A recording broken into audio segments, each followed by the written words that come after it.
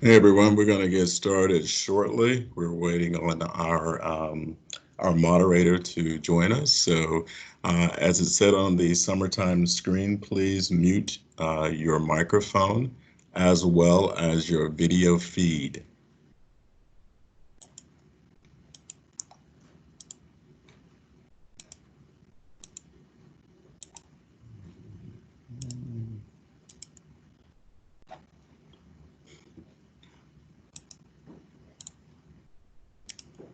So just double checking with our presenters today. You both got your microphones. Joanna, you are on mute. Good deal. All righty. So good morning and welcome everybody. Hopefully you enjoyed our music by our friend Will Smith and that you are truly enjoying your summertime. I am Al Austin, Director of Outreach, HBCU Outreach at NCDOT, and thank you for joining us for Summer Daze. Summer Daze is a series of short 30-minute virtual professional development sessions for HBCU students who may have interest in the transportation industry, careers in transportation industry, that is. As you know, the global pandemic has disrupted the way we live, work, and play. And like many of you, we were very disappointed that we were unable to host our HBCU Summer Intern Program this year. However, we are undaunted in our desire to engage you in other virtual ways. It is our hope that our Summer Days series will give you insights into career opportunities in the transportation industry, provide various soft skills training, meet members of the NCDOT leadership team, and of course, ask questions. So before we get started and I introduce our speakers and sessions for today, we have a few operating rules. Please make sure you have muted your microphones and turned off your video feed. You can do this by scrolling your cursor to the center of the page. You will see numerous icons. Make sure there's a line going through the microphone and video icon. We will review questions at the end via our chat box, but you can put questions in the chat box during our conversations today. Again, scroll your cursor to the center of the page. You will see numerous icons. The third icon from the right will look like a comment box. Click this and you will see a screen will come up on your right side that you can type in those questions. If indeed you cannot get that accomplished, please text me your questions at 704-621-6447. Again, that's 704-621-6447. At the conclusion of today's session, we'll send you a survey to get your insight on future topics. Our first session of Summer Days series is called Careers in Transportation, How My Major Relates. We are happy to have two exciting speakers today who are champions and advocates for students at our North Carolina HBCU, and they have extensive work experience in the transportation industry and beyond. The first, we have Joanna McCoy. Ms. McCoy, please wave. Joanna McCoy. Indeed. Joanna McCoy is the program manager within the Office of HBCU Outreach at NCDOT. There she oversees our successful 10-week paid summer intern program for college students, our HBCU two-year fellows program, our HBCU scholarship program, and our National Summer Transportation Institute for middle and high school students. Joanna has a master's degree in public administration from Kentucky State University and a certificate of project management from North Carolina State University. Secondly, we have Daphne Wright. Daphne, please wave. She is with the Human Resource Office at the North Carolina Department of Transportation and Performance Management as an HR analyst. She works closely with training, trends, assisting departments with deploying learning efforts throughout DOT. Daphne is a native of Gary, Indiana, and a graduate of Winston-Salem State University. She majored in business administration with ooh, what happened? Majored in business administration with a concentration in information systems. She has since worked in the private and public sector, including banking, publishing, education, and transportation. She earned her MBA from Pfeiffer University and holds numerous professional certifications. We welcome you both, and I'm going to turn it over to you guys. Thank you so much. Thank you, Al. All right, so getting started, thank you all for being here today. Daphne and I wanted to share some information and some tips on how the respective majors relate to careers in transportation. So, Daphne, can you share what the difference is between public sector and private sector employment? Yeah, fortunately, I have worked in both, and so I'm able to talk a little bit about both of those, and they both bring, pros and cons to the table. Sure. Private sector is more driven by the org, and private sectors companies are able to make their own decisions. Sometimes they're governed by a board or a CEO, and decisions can happen quite quickly. Sometimes salaries aren't governed by that body, and they're able to make independent decisions. And a lot of times they are entrepreneurial endeavors. And so the public sector varies in the way that usually they're one of the largest employers, because they usually employ large groups of people across a vast body, being city, county, or state. They contribute to the community and environment, usually producing some kind of service or product. They ultimately are controlled by the legislature, which is the big difference between when we talk about private sector and public sector. So they aren't able to make a lot of independent decisions. They have to follow the rules of the legislature and the state. They are things that they are able to do, but they're not as able to make independent decisions. And they just can't have overarching independent decisions that they come up with that they want to do on their own. So that's both of them, as I said, bring things that are assets and people may look at as drawbacks, but I think both of them can be fulfilling for individuals in their own way.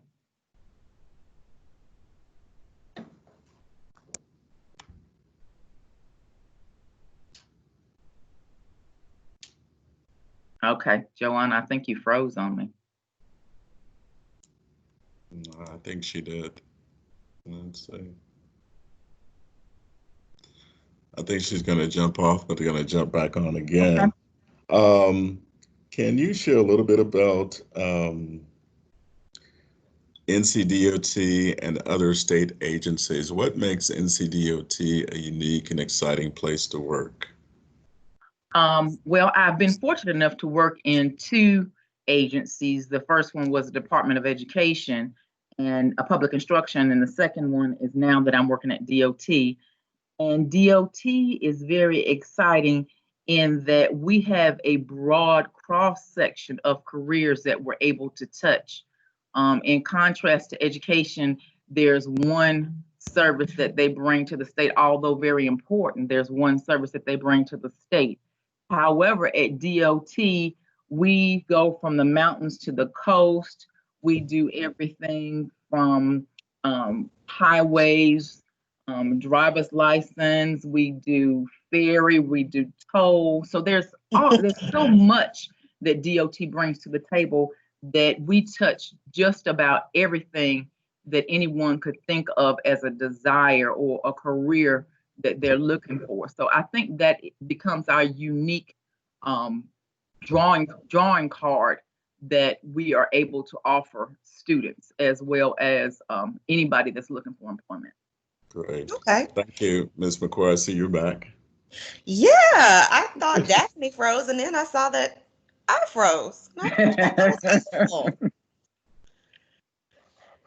So, Daphne, is there a way to grow within state government? If I were somebody coming out and I'm just starting out on my career and I find a job in DOT that I enjoy or that I think I want to know more about. Is there opportunity for growth within DOT or within state government as a whole? Most definitely, most definitely. I think that would be another plus of state government work is you're able to come in at one level, and I would say the sky is the limit. We're going to talk about some job titles as well, and Hmm. so we'll be able to look more closely at those. But I say that is the drawing card to state government is that you can come in and you can come in one particular job family and decide after learning more about what you're doing and how it touches something else. And maybe you have another desire or another interest, or you go back to school and get additional degrees. And you could still stay within the same agency or still within state government and still be able to supplement those desires or career growth paths. What do you mean by job family? Job family is what I call like jobs. Okay. So if we talk about a finance job family, that may include accounting, that may include finance, that may include accounts payable, that may include everything in the financial. When I say job families, I mean related jobs related in very broad ways. How does one begin a career in state government? What would I do? Well, I looked at that, and I think there's several ways that you can begin a career in state government.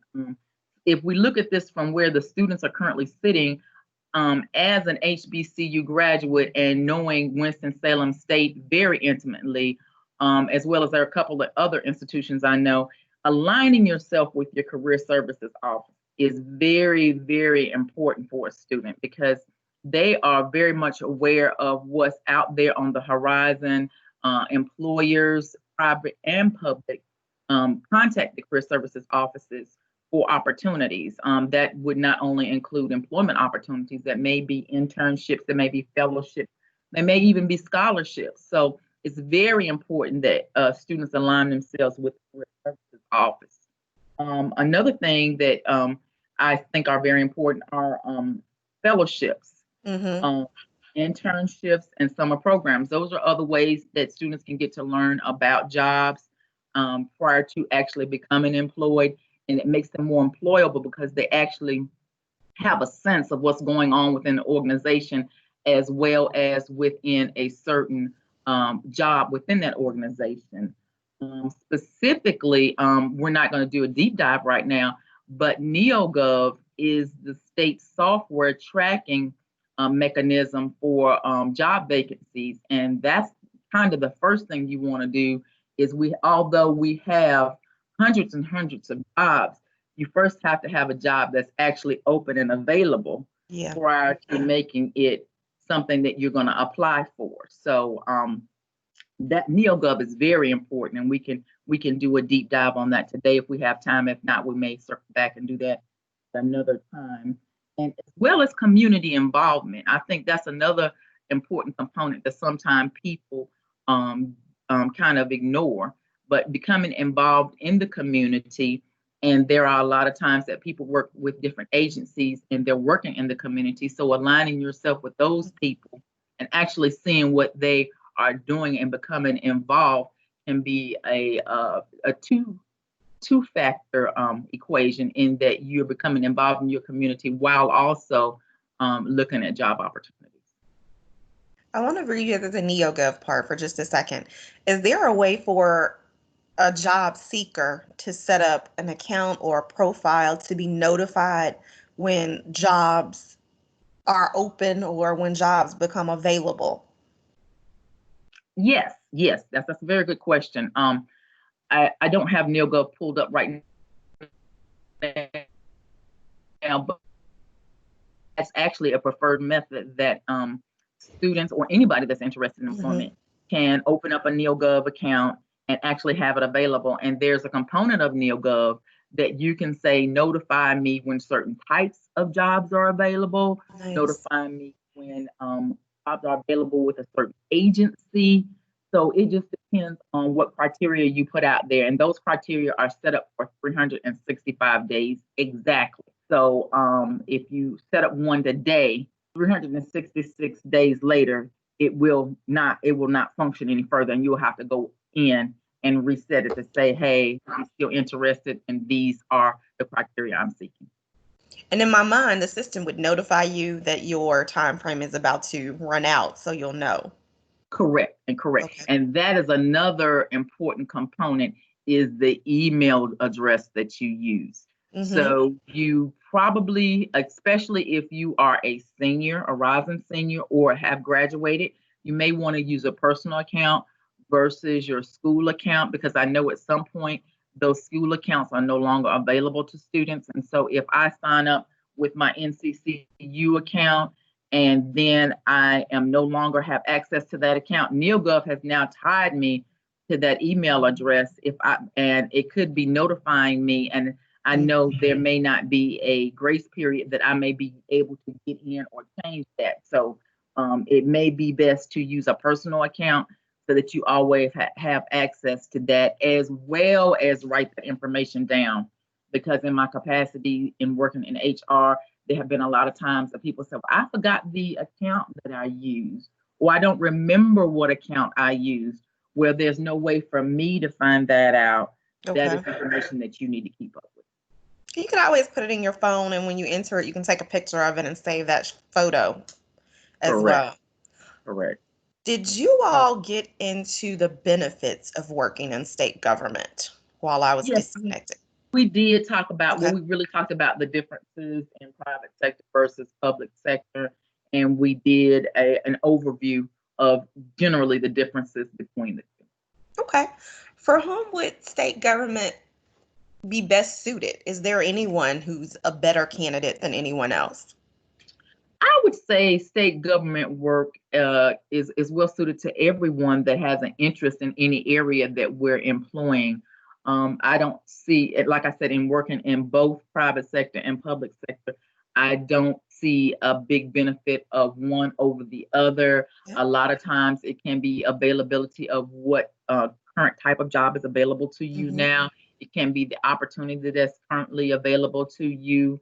One thing that may be a slight edge of state of what we call public sector work over private sector is work-life balance. Yeah.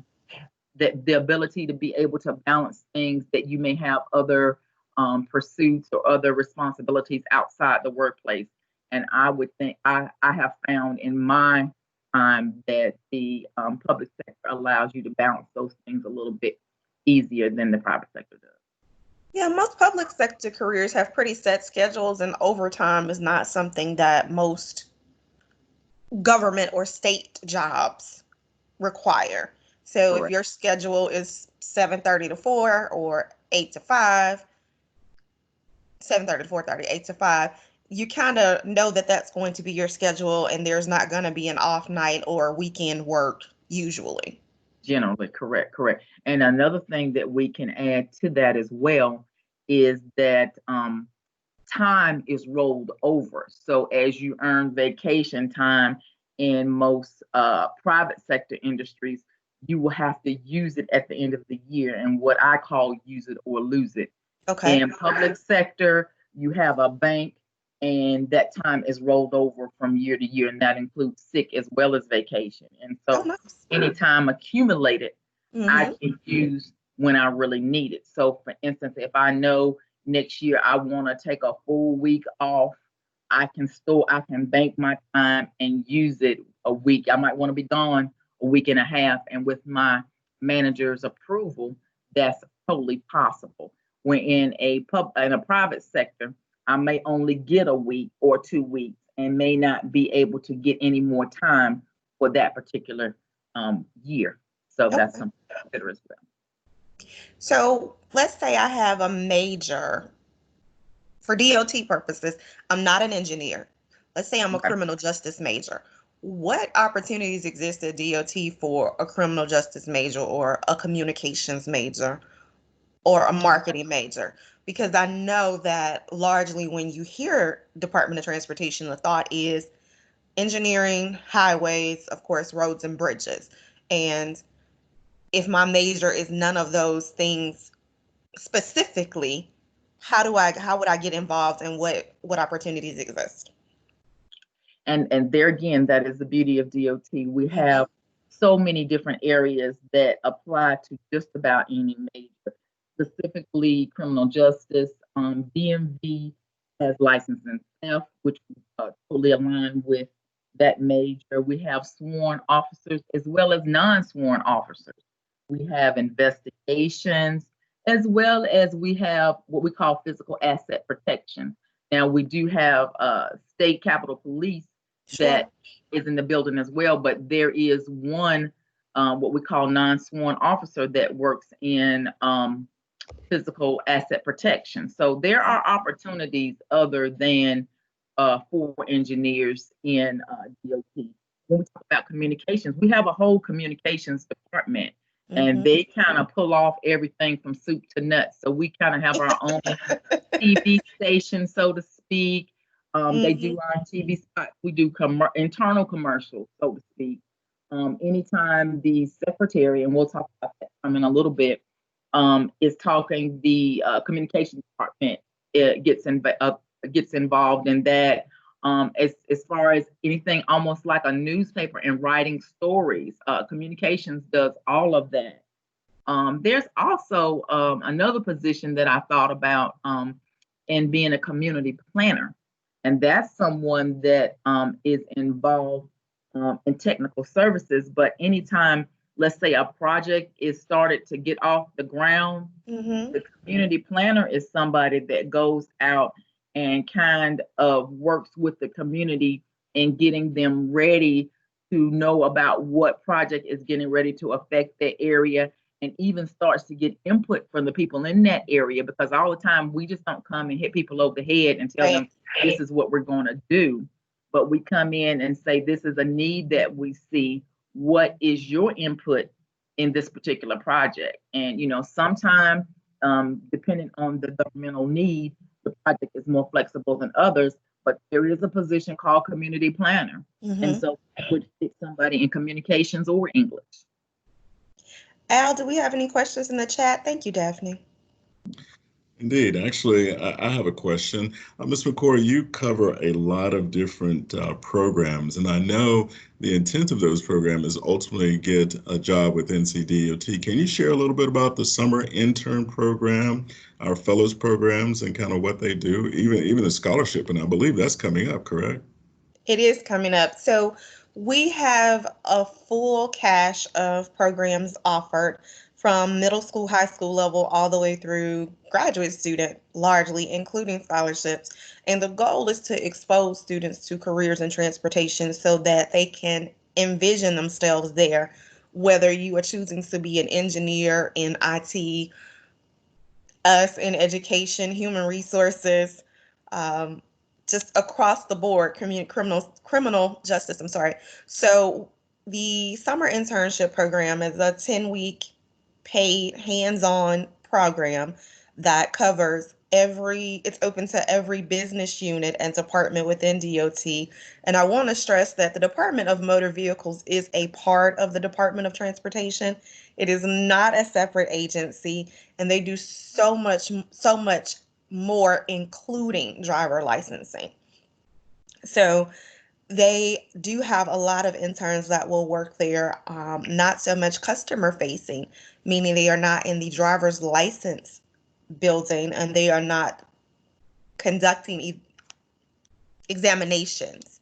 They are working to show how that service actually operates, and just an integral part of keeping everything moving. So our students who work with us for the summer will work in a variety of office: value management, technical services, community planners, public involvement, the Office of Civil Rights, and the Chief Deputy Secretary's office. And we'll touch on what those different titles mean before we end today's call so that everybody is very clear on that. And we like to expose them to what that looks like, and then some professional development classes. The upcoming scholarship program is open to our upper level students in undergrad and grad school. Excuse me. And applications will become available in August, and they'll run August through October. And what it does is it's usually used to offset the cost of attending, and students will have an opportunity to share how their major relates to a career in transportation, which allows them to do some research on that so you can see how going to law school is related to transportation, environmental justice, transportation laws, and we do have a total department that works with us. In addition to our legal counsel, we have the Department of Justice. Um, we have a fellowship program. We have about 12 fellows now that I get the pleasure of working with on a regular basis, and they are spread throughout our agency. And it is a 2-year program, largely allowing them to cut their teeth, learn some new skills, meet everyone within the agency at different points, and just build their skill set, their network, and hopefully stay in the transportation industry when their 2 years are up. Mhm. Let me just interject a little bit. The paid summer interns, it's $15 an hour. Is that correct? $15 an hour, and we have been offering $1,000 housing stipend to offset the cost of finding lodging when you are working away from your home base. Right. And the scholarships this year, they're going to be about $1,500 per They award. are $1,500, and we're looking to give about 22 of them out. Awesome. Awesome. Thank you. You're welcome. We're at 28 minutes, so we have about 2 minutes left. Daphne, will you go in and tell us what a secretary is, a chief deputy secretary, and DMV has something called a commissioner. And these are titles I know that are very specific to state government, but they don't mean the same thing everywhere. Yes.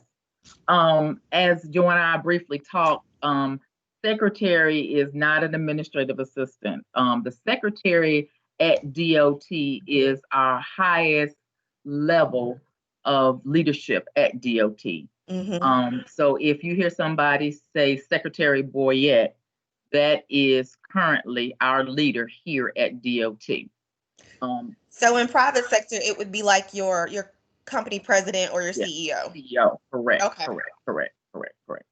And there again, Chief Deputy Secretary would be our vice president, equivalent to our vice president Right. in private sector. So they're just some different titles, but we want you to be aware of them. So as you come across them, you realize who you're talking to. The people that hold those positions are very knowledgeable and very open to talk to you, but we just would want you to know who you're talking to at that point in time, so that you would know that is the position that they hold. And who are our current chief deputy secretaries right now? I know I'll let you all speak to that because you all report to one of those and you know him a lot better than I do, but David Howard, and I'll let you all that.